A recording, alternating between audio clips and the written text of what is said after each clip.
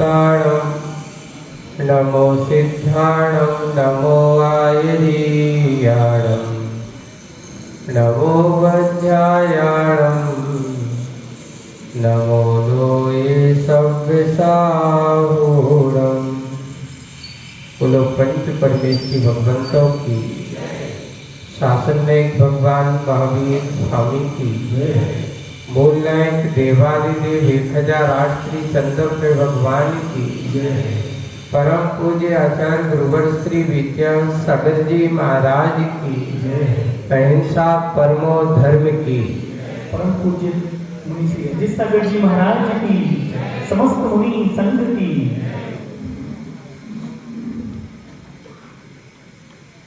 कल मुखबाटी में स्वभाव और विभाव की बात भी कही गई थी। पानी को माध्यम बनाया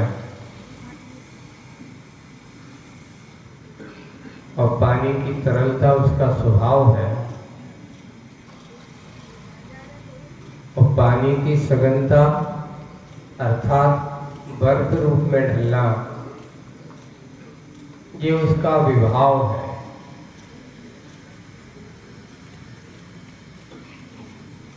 स्वभाव से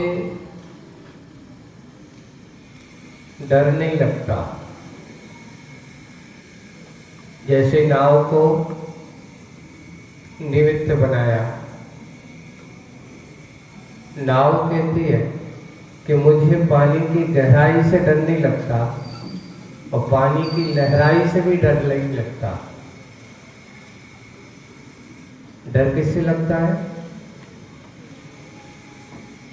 पानी के उस विवाह रूप सघनता से डर लगता है, उस बर्फ बने से डर लगता है। वैसे ही कहा, आदमी को अपने स्वभाव रूप परिणति में रहने में कभी डरने की जरूरत ही नहीं है और डरता भी नहीं है। स्वभाव में रहने वाला। डर किसको होता है? डर किसको होता है? तो बोले कि डर उसको होता है जिसके अंदर विभाव की परिणतियां अधिक हो।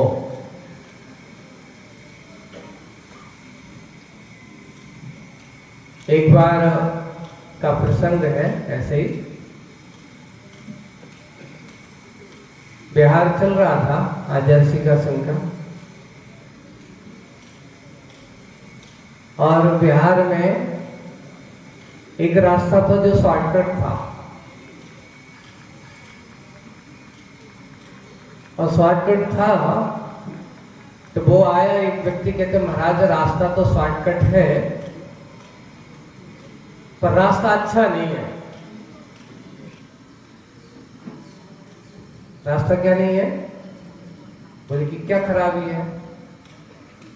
नाले गल हैं कि आपको काटे आटे भी नहीं है, वहां आदमी अच्छे नहीं है, चोर लुटेरे रहते हैं, है ना, लूटपाट करने वाले लोग रहते हैं। अच्छा, लूटपाट करने वाले लोग रहते हैं। तो आचार्य जी कहते आज अपन वहीं से चलेंगे।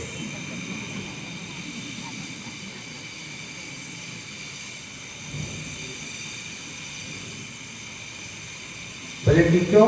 महाराज रात में वहां जाएंगे और हम लोग बहुत सारे लोग जाएंगे। तो आप देखो, आप तो अपनी सोचो, हम तो अपनी सोचेंगे। हमें क्या लूटेगा बताओ? है? हमें तो कुछ लूटने वाला है नहीं। अब आप लोग सोच लो कि तुम लोग कछु लेके मत चलना, इसलिए तुम भी लूटने से। और ये भी बात है, निश्चित है कि आप अगर हमारे साथ चलोगे तो लुटोगे तो नहीं और पिटोगे भी नहीं। क्यों? महाराज 8 दिन पहले की, 2 दिन पहले की बात है, अभी आए थे, उनको मारा, लूटा पीटा, सब कुछ जो था सब कुछ उनने रख लिया। अभी ज्यादा दिन पुरानी बात नहीं है, आप तो मान लो भला ही 2 किलोमीटर ज्यादा है। अब आचार्य जी तो कहते भैया आज तो अपन लोग तो इसे चलेंगे, देखा था कैसे लूटा थे लोग। देखिए अगर कभी कभार ऐसा होता है, अभी हम लोग जब शिखर जी यात्रा पे जा रहे थे और एक बैकुंठपुर के बाद एक रास्ता मिला हम लोगों को नया डाल्टनगंज के लिए, वहां से पूरा नक्सली एरिया था। अब नक्सली एरिया था तो उन्होंने कहा कि महाराज आपको लोग पहले आप लोग यहाँ से मत जाओ, यहाँ अच्छा नहीं है, वो लूट फूट करने वाले हैं। अब हमने कहा जो कुछ है, रास्ता तो 60 है, 50-60 किलोमीटर का चक्कर कम पड़ रहा है।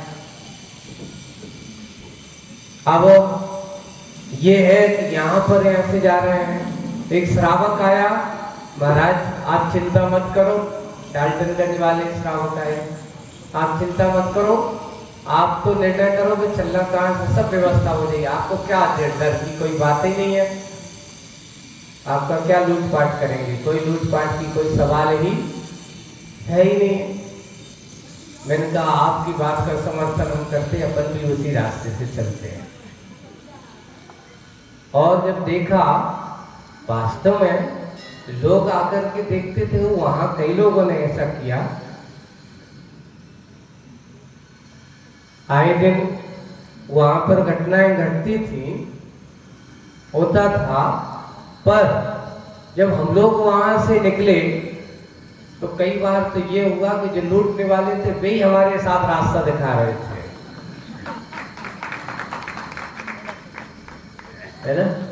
पूरा जंगल वाला रास्ता कई बार तो ऐसा हुआ। तो जो ऐसे ही करने वाले कभी कभार संगति में भी वे भी आ जाते हैं, कभी उनको भी लगता है कि पाप का काम, चलो थोड़ा पुण्य कमा लो। साधु संगति में वहां जाते थे, उनके बच्चों के साथ बैठो, कितनी बैठते थे, सुनते थे, उनको समझाते थे। हम लोग जहाँ जाते थे उसे ऐसा लगता था गांव के गांव टूट जाते थे, बच्चे महिलाएं पूरी की पूरी ऐसी इकट्ठी। शाम को जाकर के उनकी सभा पहले लेते थे, उनको छोटा सा प्रवचन शाम को समझाते थे, और हो सकता था अगर 2-4 भी समझ गए तो अपना काम हो गया। बस इतना ही है कि व्यक्ति को स्वभाव में रहने से, स्वभाव में रहने वाले से डर नहीं होता। डर किससे रहता है? विभाव में रहने वाले को। जो निष्परिग्रही है, जिसके पास परिग्रह ही नहीं है, परिग्रह का नाम ही जिनके पास नहीं है, उनको डर किस बात का? वो पंक्ति के याद रखो, चाह गई चिंता गई मनवा बेपरवाह, चाह गई चिंता गई मनवा बेपरवाह है, जिनको कछु न चाहिए बेसाहन के साह। वे होते हैं सही साह तो, कि सारी दुनिया उनकी चरणों में नतमस्तक है, पर उन्हें दुनिया से कुछ भी नहीं चाहिए। ये शायर और जिनने लिखा है कि वही सही सच्चा फकीर है कि जिनने अपनी चाह गई और चिंता गई, चाय भी निकल गई और अब चिंता काय की। ना कोई चिंता है, ना परिवार है, ना घर है, ना बार है। मिल गया तो ठीक है, नहीं मिला तो भी ठीक है, ये कहलाता परिवार। उनके अपना विचार है, बस कोई चिंता नहीं है, ऐसे वे निश्चिंत आत्माएं, आत्म कल्याण का मार्ग पर चलने वाली वे आत्माएं अपना मार्ग प्रशस्त करती हैं और वही कार्य करते चले जाते हैं, अपने लक्ष्य की ओर बढ़ते चले जाते हैं। आज का यही कहना चाहूंगा स्वभाव वाला निर्भय होता है। इसलिए सम्यक दृष्टि के लिए समय सार में शब्द भय विप्र मुक्का कहा। सम्यक दृष्टि जो होता है उसे किसी से डर नहीं है। कैसे डर है? उसके पास तो डरने का कोई साधन है ही नहीं है, निडर होता है। विभाव परिग्रह वाला है ना। एक और है, जिसके अंदर कसाय का उद्वेग नहीं हो उसको कभी डर नहीं होता। लेकिन जिसने किसी को गाली दी हो, जिसने किसी को बुरा कहा हो, जिसने किसी को मारा पीटा हो, वो कभी निडर नहीं हो सकता। क्यों? क्योंकि पता नहीं कब कौन सा दुश्मन सामने आ जाए, कब कौन सा दुश्मन वार कर दे। क्यों? क्योंकि मैंने दूसरे को पीटा है, मैंने दूसरों को मारा है। अब कोई कभी भी मेरे लिए बदला लेकर के सामने खड़ा हो जाए, इसलिए कसायों के साथ जीवन जीने वाला व्यक्ति कभी निर्भयी तो हो ही नहीं सकता। वह हमेशा बना ही रहेगा। कसाय स्वभाव नहीं है, कसाय ही विभाव रूप परिणति है। और विभाव रूप परिणति जब तक इस जीवात्मा के पास है तब तक इसके पास भय की प्रवृत्ति बनी ही रहेगी, डर बन ही रहेगा, हमेशा भयभीत बना रहता है। वही है स्वाभाविक परिणति है। तो बस कल ऐसी भावना किए कि हे कसाई मानी प्राणियों, भावना भाई थी कि अब तो हो जाओ। क्या हो जाओ? हे मानी प्राणी, पानी को तो देख और पानी को देख, और अब तो क्या हो जा? पानी पानी हो जा। हे प्रमाण प्रभु, मान का अवमान कब हो, ऐसा कहा गया था। आज की मूक माटी में भी और आगे बढ़ाया जा रहा है। पेज नंबर 53 पे और माटी की, और माटी की देशना की धारा भी टूटी नहीं, अभी चल रही है। वो उसको समझाने की, यानी जो उसकी देशना है वो टूटी नहीं, फिर भी अमिदा से हटकर व्यंजना की गति उसकी की, यानी परंपरा अमिदा से उभरकर उसकी परंपरा से हटकर के थोड़ा सा व्यंजना की गति है। अब उसमें थोड़ा सा दूसरी तरह से उसको समझाने की बात कही है। क्या है? उसकी की है। जैसे अब समझाना, अभी तक तो उसको तू अपने मानी है, तू अहंकार कर रहा है, ऐसा समझा रहा है। अब थोड़ा सा उसने कहा कि देख, सोचो, कभी कभार जो दूसरों का बुरा चाहता है उसका पहले बुरा हो जाता है। और वही बात यहां पर ये मत सोचो कि ज्यादा अच्छी मित्रता के साथ रहने वाले भी कभी कभार हमारे अपने शत्रु बन जाते हैं। वही है, व्यंजना की और गति है, उसके शब्दों की ओर और अपनी कहने की।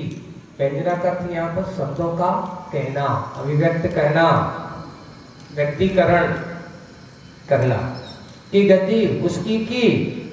उदाहरण, बीज का वपन किया एक किसान की। अब पूरी खेती किसानी आ रही है आज मुख माटी में आपको, है ना।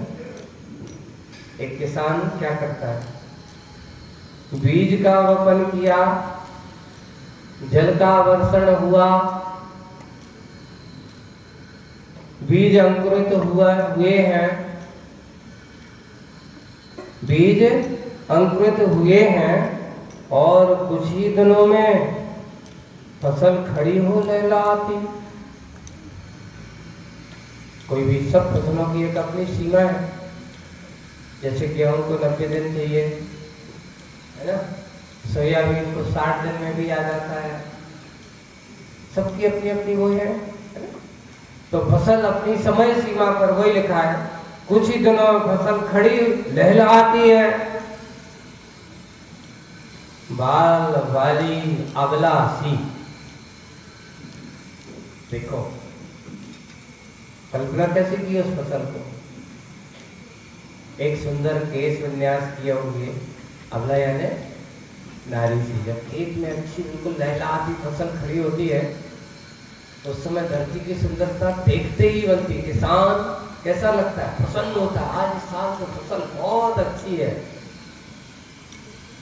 जैसे किसान अपनी फसल को देख करके उसकी आंखें प्रसन्न हो जाती हैं, तो उसने कल्पना किया है शक्ति ने, जैसे बाल वाली सुंदर केश वाली अबला सी यानी नारी सी। उस कल्पना को देखो, ये है।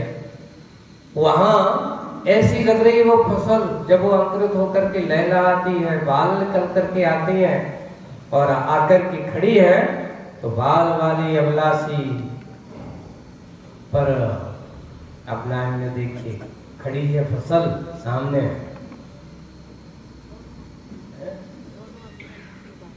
दोनों दोनों हाँ, दोनों अर्थ है। उसका अर्थ है, देखो एक बाल अपन निकलते हैं तो उसको बाल, उसको भी बाल कहते हैं ना, है ना। अबलासी ऐसा जैसे नारी सी, और एक बाल वाली नारी सी, दोनों कथन किए इसमें। इसको कहते हैं श्लेष अलंकार, नए नए शब्द निकाल करके एक शब्द में अनेक अर्थ निकाल देना। ये है साहित्य की विधा लिखने की। ऐसी बाल वाली अबला सी ऐसी। तो पर अब वो खड़ी है, खड़ी हुई है फसल पर, तभी क्या हो गया, हिम की नहीं, हिम की नहीं यानी बर्फ की नहीं, हिमानी लहर भी कुछ ही पलों में उस पकी फसल को जलाती है। ज्वलन सी, देखिए आग ही जलाए ऐसा कोई जरूरी नहीं है। अभी तक अपन कहते हैं कि जलाने का काम आग ही करती है, पर फसल को जलाने का काम बर्फ भी करती है। जैसे हिम ही नहीं, हिमानी लहरें भी कुछ पल में उस पकी फसल को जलाती, ज्वलंती, ज्वलनसी जल जीवन देता है, हिम जीवन लेता है। अपन यहाँ सूत्र मिलता है कि जल ही जीवन है? लेकिन बर्फ ही जीवन है ऐसा कोई नहीं कहता, क्योंकि वह जीवन लेता है। आगे उदाहरण देते हैं, क्योंकि स्वभाव और विभाव में यही अंतर है।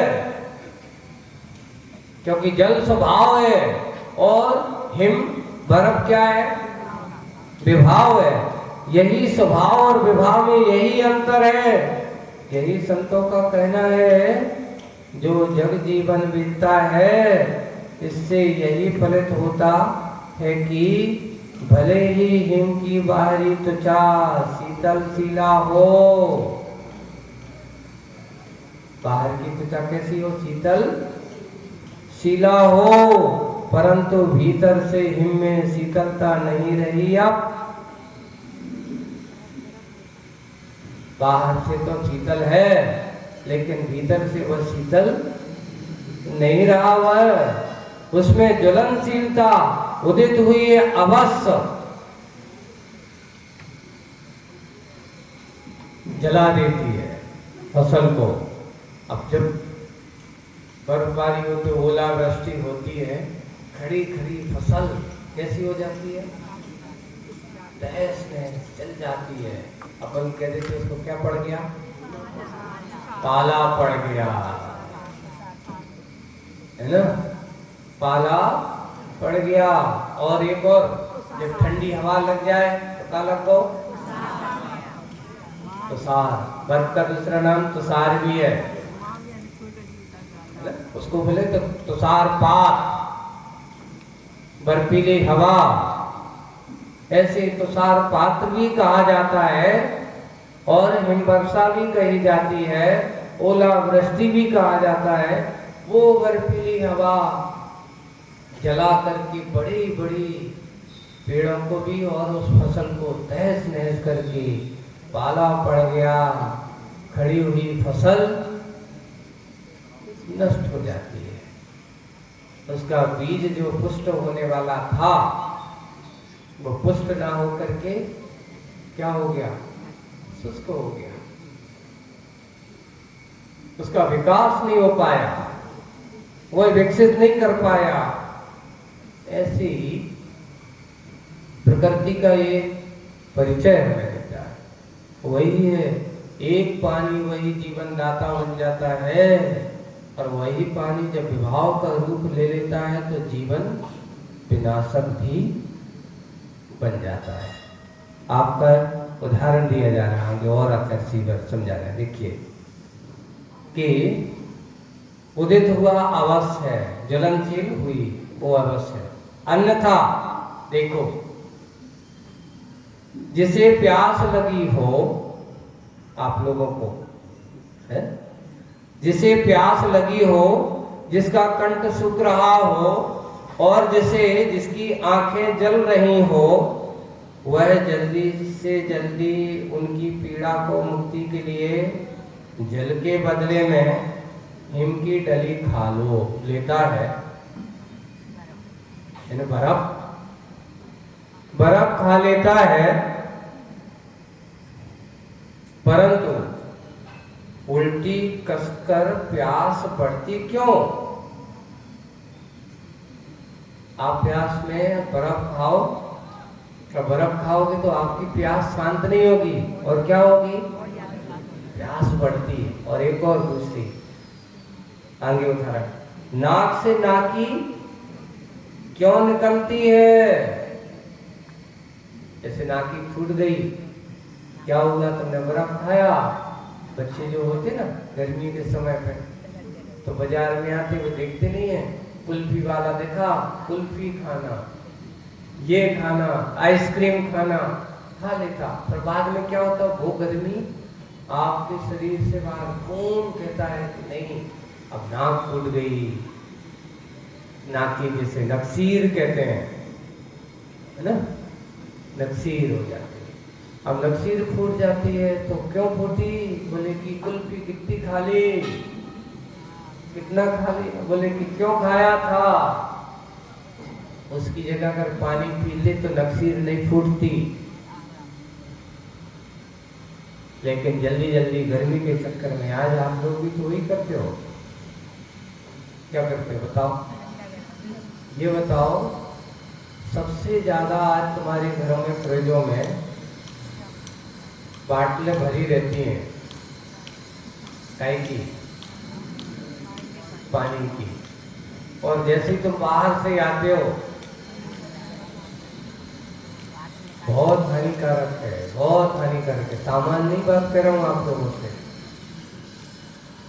आप लोगों की आदत क्या है कि ठंडा पानी पीने से प्यास जल्दी बुझ जाती है। तुम जितना ठंडा पानी पियोगे उतनी ज्यादा और प्यास लगेगी। आप एक गौर करना, जब कहीं से भी पुराने जो लोग होते थे, कोई उनके घर पे आता था, गर्मी पे आता था, तो उनसे कहते, भैया अभी रुक जाओ, तनक बैठो। आचार्य जी सुनाते थे, बोले दक्षिण भारत में, अब यहाँ पर भी अपने यहाँ होते थे, तो कोई आए तो यहाँ तुम्हारे यहाँ नहीं, तो गर्मी में आए तो अभी रुको, तनक सतुआ खा लो या फिर बाद में पानी पियो। वहाँ आचार्य जी सुनाते, दक्षिण भारत में क्या करते, कभी आते थे तो थोड़ा सा प्लेट में गुड़ रख देते थे, बोले कि पहले थोड़ा गुड़ खाओ, उसके बाद फिर पानी पीना। वहां पर ऐसा उनको थोड़ा सा, अब आपको गर्मी में गुड़ खाने से, हाँ गर्मी में गुड़ खाने से आपके अंदर की शरीर का जो पित्त का विकार होता है या गर्मी के कारण से आपके शरीर में विकृति आती है, और उस गुड़ के साथ पानी पीने से वो अमृता का रूप ले लेता है। अगर काश हमारे एक सागर जी महाराज जो हैं वो नियम से कहते हैं कि जो व्यक्ति आहार के बाद में एक अंजलि हो या एक थोड़ा सा भी अमृता का पान करता है, उसके जीवन में अमृत बैठ होता है। अमृता बनता कैसे? कि गुड़ को थोड़ा सा पानी में फुला दो, घुला जाए, ऐसा नहीं सकता है। और थोड़ा सा मात्रा के अनुसार नींबू होना चाहिए। आधा गिलास है तो 1/4 नींबू होना चाहिए। 1 गिलास पानी है तो आधा नींबू होना चाहिए, है? हाँ, वही तत्काल उसको बनाते हुए और उसको थोड़ा सा मंथन अवश्य डालो, सीधे पीजा को नहीं, मंथन करिए, पहले मिक्स हो, फेंटिए, उसको फेंटने का काम करते हैं। आप लोग तत्काल में क्या करते? बच्चे आते हैं, भी आए गर्मी से आए, उनको इसके कितने फायदे, महिला अगर ये काम करे, आज तुम कैल्शियम की गोली खा कर गुड़ बना रही हो, खून बढ़ाते हो, अगर घरों में आप लोगों के ये काम होने लगे ना तो कैल्शियम की कमी हो ही नहीं सकती। सबसे पहले तो कोल्ड ड्रिंक्स पीना छोड़ दीजिए। आज आपके कैल्शियम और खून की कमी का सबसे बड़ा कारण है आपका कितना हानिकारक होता है ये कोका कोला, पेप्सी। अपन को लगता है जरूर देखते फटाफट पीते मजा आ जाता है। आपको मैं दिखाऊंगा कि ये कितना हानिकारक कैंसर का कारण है। और अगर अमृता और आप नींबू का प्रयोग करेंगे, आपके अंदर के कैंसर को दूर करने की क्षमता रखने वाला होता है। इसलिए सबसे पहले तो महिलाओं को ये जरूर पीना चाहिए अमृता का। आज जो सबसे बड़े दिन के घरों में बहू बेटी महाराज जी का करें, इसको बहुत सी कैल्शियम की कमी है और कोई कहते हैं आयरन की कमी है। खाते पीते घर की तो है पर इनको खून नहीं बना। काहे? बोले मेहनत करते ही नहीं है, अब घर में मेहनत बची ही नहीं है। मैं लोगों से कहता हूं अगर प्रत्येक महिला एक नियम ले ले, आपकी मैं देख रहा हूं सर्वाइकल ठीक हो सकता है आपका, मात्र 3 नियम ले ले। क्या नियम ले ले? अब हमारे घर में कुएं नहीं तो हम क्या करें महाराज? रोज 3 बाल्टी पानी खींचना कुएं से। अब कुएं नहीं घर पे तो कैसे खींचे? एक काम करो, छत तो है तुम्हारे पास, एक घड़ा लगा दो।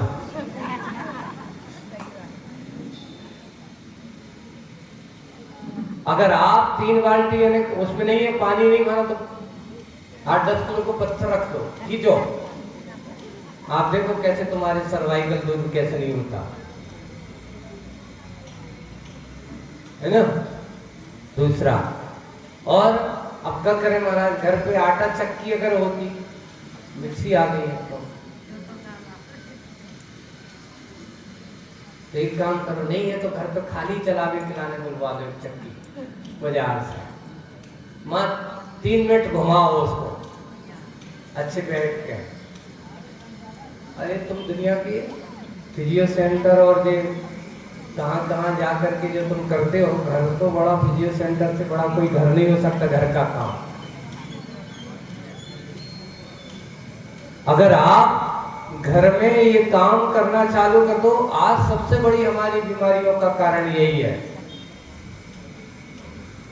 हमने काम करना अपने हाथ से, क्योंकि नौकरों चाकरों भरोसे बैठ गए। वही परिणाम यही है कि हम बीमारियों का आमंत्रण दे रहे हैं। आपकी पुरानी सास बहुएं जितनी बैठी हैं, हमारी सासों को तुमने देखो, ये या दादी सासों को अगर किसी ने देखा होगा तो सोचो कि सुबह से 5 बजे उठते हैं तो सबसे पहले क्या करती थी? साफ सूफ करके झाड़ू लगा करके, और सबसे पहले काम होता था कि अच्छे जाते को अच्छे से कपड़े से उठाएंगे, साफ करेंगे, देखेंगे, पहुंचेंगे तो चालू हो जाएंगी, अहो जगत गुरुदेव सुनियो अरज हम। ये भावना चलती थी। नहीं तो प्रभु पतित पावन, इधर काम चल रहा है और उधर क्या चल रही है? मेरी भावना चल रही है, प्रभु पतित पावन चल रही है। चक्की चलते चलते वो परिवार देखिए, वो काम भी हो रहा है, आटा भी पीस रही है, भावनाओं की कुट भी आ रही है, और जब उससे भोजन बनता था तो लोग कहते थे वो दिन कहाँ गए, आज तुम सपने में भी नहीं सोच पाओगे वे दिन कहाँ गए।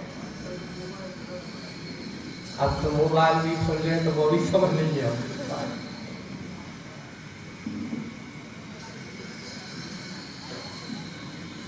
जब छोटे थे तो क्या होता था, वहाँ ननिहाल में जाओ, अब वहाँ जाते थे, अब होता था कि सुबह 5 बजे से वहीं सोना अपन को, और 5 बजे से चालू हो जाए, हम लोग जी हो गई सुबह से नानी चालू। तो हम लोग कहते थे यार यहाँ नहीं सोएंगे अपन, सुबह तो वहां सोएंगे, दूर चलेंगे। बोले कि क्यों? सुबह 5 बजे से चालू हो जाए। ये हमारी संस्कृति को अगर हम पुनः वापस नहीं लाए, और आज हो रहा है उल्टा। आप फिजियो सेंटर पे जाओ, आपसे कराते क्या है बताओ? वो ही काम कराते हैं उठा करके, वही रस्सी खिंचवाते हैं तुमसे वहां जा करके, वही पानी का बस एक्सरसाइज का तरीका वही है जो तुम पहले सहज करते थे। बस उसकी अब ये कि पहले बिना पैसा की हो जाती, अब पैसा देना पड़ता है।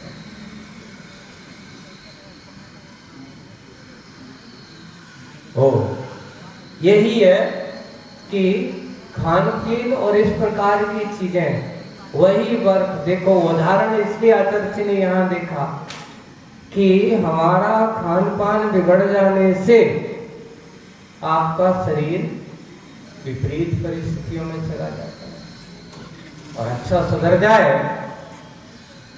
तो वही हमारा स्वस्थ हो जाता है। कई लोग तो कहते थे महाराज हमने आज तक अस्पताल को मुंह नहीं देखो, हमें बुखार नहीं आया, ऐसे स्वस्थ रहते थे। अब आज ये है कि आज तो शुरुआत ही अस्पताल से होती है। कहाँ से होती है? पहले एक गाना चलता था, जीते लकड़ी मरते लकड़ी, अजब तमाशा लकड़ी का। और अब उल्टा हो गया गाना, जन्मे बोतल मरते बोतल, अजब तमाशा बोतल का। बोले कि जब गर्भ में आए, मम्मी कमजोर थी तो सबसे पहले किसको बोतल लग गई? मम्मी को। बेटा का जन्म हुआ, कमजोर है, पीलिया है, तो डॉक्टर साहब ने कहा भाई इसको तो अभी कुछ दिन काय में रखना है, बोतल चढ़ना है। जब देखो बोतल से चालू। बेटा पकड़ा हुआ, मम्मी के दूध पिलाने की क्षमता नहीं है तो मम्मी ने कहा पकड़ा दी, बोतल पकड़ा दी, बॉटल पकड़ा दी। अब हुआ है कि बच्चा अब जब कुछ है तो कुछ भी पीना तो शुरुआत से कहेगी बॉटल की चक्कर में। छोटा था तो पानी की बॉटल, थोड़ा सा और बड़ा हुआ तो थम्स अप की बॉटल, कोको कोला की बॉटल, और बड़ा हो गया तो फिर, क्योंकि जमाना कैसा है, तो बियर की बॉटल। जब उसकी आदि हो गई तो पुनः अस्पताल की बॉटल, और राम नाम सत्य तो तेल की बॉटल। तो क्या बॉटल से शुरू और बॉटल पे खत्म। पहले लोग कहते थे लकड़ी से शुरू तो लकड़ी पे खत्म। आज यही दशा है। हम बाटल के जमाने में जा रहे हैं, हम उसमें ना जाओ। पहले लकड़ी का ही सब कुछ चलता था, खिलौना लकड़ी का, झूला लकड़ी का, चलना सीखा तो गाड़ी लकड़ी की। फिर उसमें पूरा भजन बहुत अच्छा है, लकड़ी लकड़ी के पूरा है ना। और जब उसमें शादी हुई तो मियाना लकड़ी का, और तो उसमें बहुत लंबा सीधे लकड़ी के चलाए। अब तो भी सब कुछ बचे ही नहीं है। अब जंगल नहीं बचे हुए हैं। पहले के लोग अगर देखते थे तो पहले के लोगों के पास जंगल भी था, मन अच्छा था और सब कुछ अच्छा रहता था। ऐसा नहीं कि जनसंख्या कम नहीं थी, पहले भी जनसंख्या थी। सोचो, अभी आप सर्वे की दृष्टि से देखा जाए तो जब आजाद भारत हुआ था उस समय जैनों की संख्या करोड़ों में थी, लाखों में नहीं थी। किसमें थी? आज तुम कहां पहुंच गए हो? भारतीय आंकड़ों में आप करोड़ भी नहीं हो। जनसंख्या की आप वाला ही आप वैसे हो। कोई लोग कहते नहीं करोड़ से तो ऊपर होंगे, लेकिन उनकी दृष्टियों में तो आज भी तुम कितने हो? 50-60 लाख के भीतर ही क्यों? हाँ, बस वही है। अभी कल एक को देख रहा था कि जनसंख्या में कम तो है, पर भारत की अर्थव्यवस्था को सुधारने में 25% को हिलाने की योगदान रखने वाली समाज है। अभी भी जैन समाज भारत की अर्थव्यवस्था को 25% की लगभग 25-27% का पूरा राजस्व और टैक्स भरने का सामर्थ्य अगर पूरे भारत की संख्या अलग एक तरफ एक चौथाई अलग 25-27% हम, यानी संख्याओं में तो हम करोड़पति अरबपति हैं नहीं है, लेकिन संपत्ति के क्षेत्र में विकास तो किया, ये तो मानना पड़ेगा। पर वे विकास कोई समझ नहीं, स्वाभाविक विकास की ओर देखा। आत्मिक विकास हमारा सबसे बड़ा विकास माना जाता है। वही कि हम विभाव की ओर दृष्टि नहीं, स्वभाव की ओर दृष्टि है। हमारा खान पान अगर अच्छा होगा तो स्वाभाविक दृष्टि होगी, और नहीं है तो वैभाविक दृष्टियां तो आदमी के पास अनादिकाल के संस्कार ऐसे विषय भोगों के पड़े हुए हैं, और विषय भोगों के पड़े हुए उसका परिणाम ये है कि आए दिन उसी का दुष्परिणाम भी देखने को पड़ा। अभी आचार्य भगवान ने कुछ समय पहले कहा कि वर्तमान के खान पीन का प्रभाव ये होना है कि आने वाला समय इतना विचित्र आने वाला है, और उनको भी बताने वाले डॉक्टर ही होते हैं, वैज्ञानिक ही होते हैं, अपने मन से नहीं, कि महाराज इतना प्रदूषित वातावरण हो रहा है। और ये मत सोचना कि अमीर लोग इससे बचने वाले हैं, सबसे ज्यादा अमीरों के घर में ही जाने वाली है वो चीज। क्यों? कि जो जितना सुविधा भोगी होगा, जो जितना सुविधाओं से संपन्न होता जाएगा, आज तो अपने घरों को सबसे ज्यादा कैंसर की साधन तुम्हारे घरों में, आपको फ्रिज देख लो वो भी कैंसर का साधन है। अभी स्पष्ट लिखा है कि गैस पर जो रोटी आप लोग सेकते हो, तुमने चूल्हे मिटा दिए घरों से, सिगड़ियां हटा दिए घरों से, वो गैस जो आप भोजन के साथ खा रहे हो, अगर हम थोड़े से अपने स्वास्थ्य के प्रति अगर जागरूक हो जाए। अभी आचार्य मदन ने वहां सब लोगों से कहा कि देखिए अगर तुम अभी नहीं समझे तो आए दिन 2030 तक हर घर में एक कैंसर का मरीज होगा, हर घर में। अब हम क्या करें? कौन करे महाराज, घर खराब हो जाएगा। आदमी का स्वास्थ्य खराब हो जाए वो चलेगा, लाखों करोड़ों रुपया खर्च हो जाए वो चलेगा, लेकिन एक सिगड़ी जलाने में उनका घर खराब हो जाए। तो उससे कहा कि भैया रोटी बनाई तू, रोटी तो बना ले सिगड़ी पर। और क्योंकि आज सबसे ज्यादा हमारा मुख्य भोजन अगर होता है तो क्या है, रोटी हमारी मुख्य भोजन होती है। और आज सबसे ज्यादा आप उस गैस के साथ उस पर लगा करके और उसी पर रखते हैं तो वो आपकी उस जब कच्ची रोटी उस पर गिरती है, गैस उस पर एब्जॉर्ब होती है और उसमें समा जाते, और उसमें भी तुम्हारी आदत का है अच्छी गरम गरम चाहिए, ठंडी तो बिल्कुल चाहिए नहीं है, बोली। हाँ, और वो करके वो गैस जो पेट्रोलियम गैस है वो हमारे लिए बहुत नुकसानदेह है। अगर वो तो आचार्य जी और अभी जैसे बलिहारी कह दिया जाए कि यहाँ सिर्फ सिगड़ी से भोजन बना करके महाराज को आहार देना है, तो आदमी कहेंगे भैया बहुत कठिन काम है, चौका लगाओ, हमसे बस तो नहीं है। क्यों? अच्छा, यहाँ तो इतने बैठी है महिलाएं, कितनी महिलाओं को चूल्हे पर रोटी बनाना आता है? बनाना आता है? चूल्हे बनाए? चूल्हा था कि है? इतने घरों में पहले चूल्हा, आपको घरों में कोई चूल्हा है? किसके घर पे है? क्या है? एक दो घर है, एक इनके घर है, बताओ। पहले देख, पीछे बैठी है अम्मा, वो कह रही हमारे घर पे अभी चूल्हा है। प्रयोग भी करते कि देखने का है?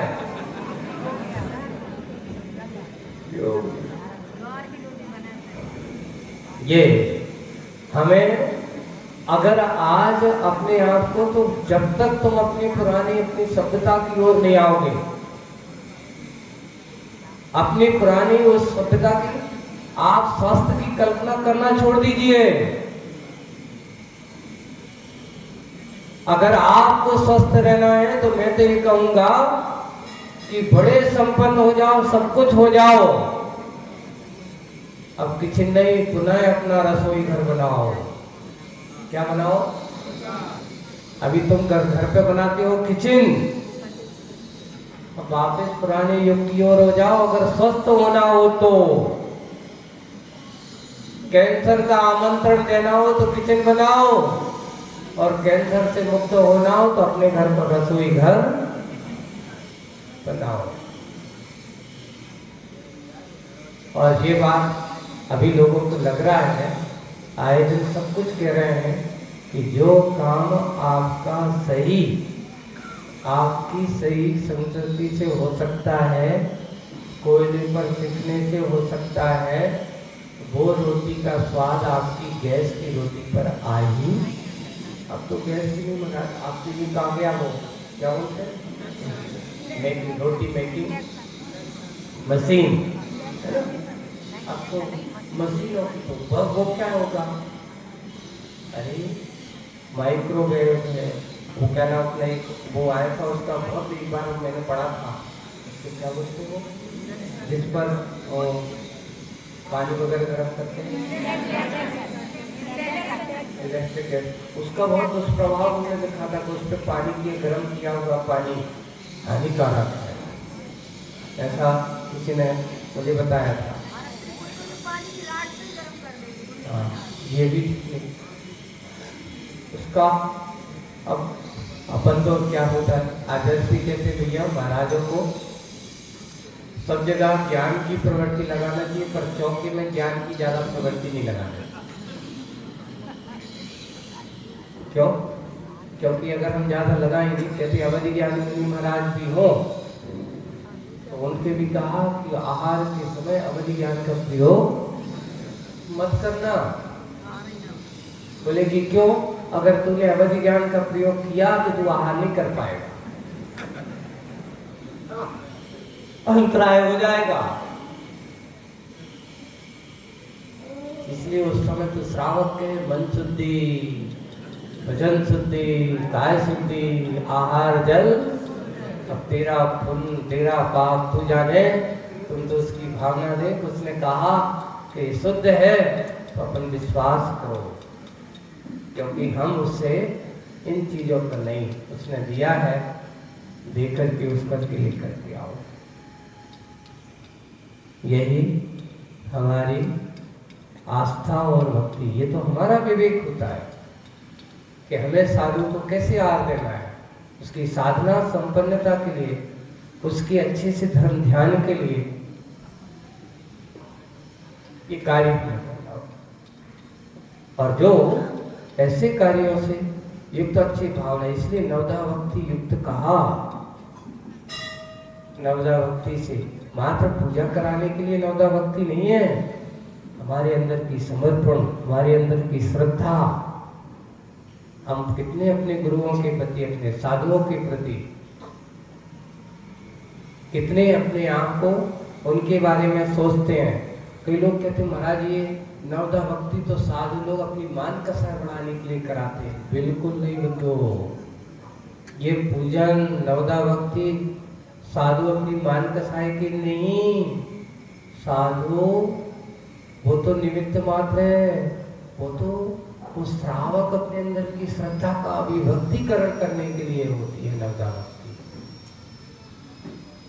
आपको अभी देखेंगे मुखबाटी में नवदा भक्ति आएगी, आहार प्रदाना आएगा, चौथे खंड में जब अपन पढ़ेंगे उस समय आप देखना कैसे श्रावकों का दान होता है, योगदान होता है।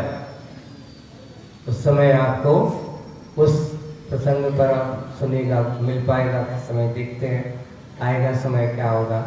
पर इतना ही है कि यही विभाव की सफलता है कि जो नाक की नाकी फोड़ दे, बर्फ खाने में तो ठंडा लगता है, लेकिन देखो खाने की बात कर रहे हैं, तो लगाने की बात नहीं कर रहे हैं। हाँ, फिर भी अगर वो यहाँ का है ना हिम की डली को खा लेता है जल्दी जल्दी में, ठंडी ठंडी लग रही है, गर्मी बहुत थी, वो बर्फ खा लिया, खाता क्या अच्छा लग रहा है, खाने के बाद पुनः कह रहा है कि लगता पुनः प्यास लगी है, प्यास तो बुझी नहीं। उसकी प्यास बर्फ खाने से कभी प्यास बुझती नहीं है। ठंडा पानी और जितना फ्रिज का पियोगे उतनी और ज्यादा प्यास लगती है। अब वो अमोनियम गैस जो ठंडा करने वाली होती है सबसे ज्यादा हानिकारक होती है। आपके फ्रिज में जो ठंडा करने का काम साधन है वो कौन सी गैस होती है? तो उसका नाम अमोनियम गैस है, जो गैस अपने शरीर स्वीकार नहीं करता, स्वीकार नहीं करता है। ये तो सिर्फ ये व्यवस्थाओं के लिए, कभी कहां से किसने बनाया, किस क्षेत्र में, तो बोले कि ये सारी की सारी अंग्रेजों की देन थी, क्योंकि इंग्लैंड सबसे गर्म देश है। वो ठंडा, वहां पर ठंडा होने के कारण से वहां से चाय लेके आ गए। जहां गर्म देश होता है वहां पर रखना। अभी लिखा कि फ्रिजों में सब्जी रखना, ये सबसे ज्यादा हानिकारक। ले लो तुम लोग अच्छे से जो रहते ले आते हो, अरे तुम्हारे घरों में बाजार ये कहाँ की है? अभी एक मैंने कल पर से भाई मुझे दिखा रहा था, एक अच्छा यूरोप आदि देशों जहाँ सब्जियां नहीं होती, यानी बाहर से आती हैं लोगों को तरफ से, तो वे लोग उसमें रख करके 10-10, 12-12 दिन के उसमें रखते हैं। यहाँ तो तुम रोज बाजार जाओ ना, क्यों इतनी तृष्णा रखते हो? अरे कल महंगी मिलेगी, आज सस्ती मिलेगी, ले लो तुम तो, बनाई धरे धरे चढ़ा दो उसमें। अभी एक और कल वो एक दिखा रहा था कि बाजार में जो तुम लोग होते हैं ना, जो पुराना पका हुआ, कई लोगों को भी चितरी लगे, चितीला बहुत अच्छे लगते हैं, है ना, वो पक जाते तो वो काले काले से हो जाते हैं, चितीला कभी नहीं। उसमें दिखा, उसमें निकाला वो काला काला आसान, और उसने माइक्रोस्कोप पे रखा है, माइक्रोस्कोप रख करके देखा, और देखा तो उसमें ऐसे कीड़े चल रहे हैं बहुत सारे, अंदर अंदर कीड़े बहुत पड़ जाते हैं। ये चीजें, अब यही चीजें आप खाते पीते जाते हो, और फिर जब आपके शरीर में पहुंचती हैं, ना जाकर के भी अनेक प्रकार की विकृतियां पैदा करते। इस रविवार को आपको मैं दिखाऊंगा कि देखिए पानी में कैसे जीव होते हैं। अभी से माहौल बना रहे हैं, आपको बता देते हैं। तो पानी में जीव क्या होता है, ये शीतल पेय के दुष्प्रभाव कितने होते हैं, और भी बात है, समय पे अपन देखेंगे। तो इतना ही कहूँगा, स्वभाव में और विभाव की सफलता यही है, स्वभाव का अभाव विकलता है ना। होते इतने होने पर भी सागरी जल सत्ता, माँ महासत्ता हिमकंड को डुबोती नहीं, इसमें क्या राज है। देखिए फिर भी वो विपरीत बन गया, पानी में है, विभाव है, वो बर्फ, लेकिन वो सागर की महासत्ता कहती है कि भैया क्या करें, अपना ही तो है। अब विभाव में चलोगा तो क्या कर उसको डुबा दे, नहीं, वो भी तैराती रहती है। ऐसा लगता है माँ की ममता वह संतान के प्रति, वंश अंश के प्रति एक कदम नहीं उठा सकती, क्योंकि लड़का कितना भी बुरा हो जाए, पर क्या करें, माता पिता कहते भैया अपनों ही तो आए। ऐसे ही वहां पर वो पानी विभाव में बर्फ के रूप में चला गया। अब उसको डुबाए तो बोले क्यों डुबाओ भैया, जैसा है तो चलना दो, क्योंकि अपने ही है, अपने ही से बना हुआ है, कोई दूसरा अपने से है नहीं। जैसे एक माँ की ममता संतान के प्रति, वंश अंश के प्रति ऐसा कदम नहीं उठा सकती, कभी भूलकर सब कुछ कष्ट भार अपने ऊपर ही उठा लेती है, और भीतर ही भीतर चुप्पी बिठा लेती है। यही दशा संसारी आत्माओं की है, और संसार के विचित्र प्रसंगों की है। बस इतना ही सारभूत बात यही है कि संसार में स्वभाव वाले को ही सुखी होने वाले हैं, विभाविक परिणति में रहने वाले, सुख का अनुभव करने वाले नहीं हो सकते। आज की मुखबाटी आपको यही शिक्षा दे रही है कि बर्फ कितने ही खा लो तो आपकी प्यास खड़ी हुई फसल को जलाने की क्षमता भी रखने वाला है। हम अपने स्वभाव की ओर दृष्टि करें, विभाव से बढ़ने की ना।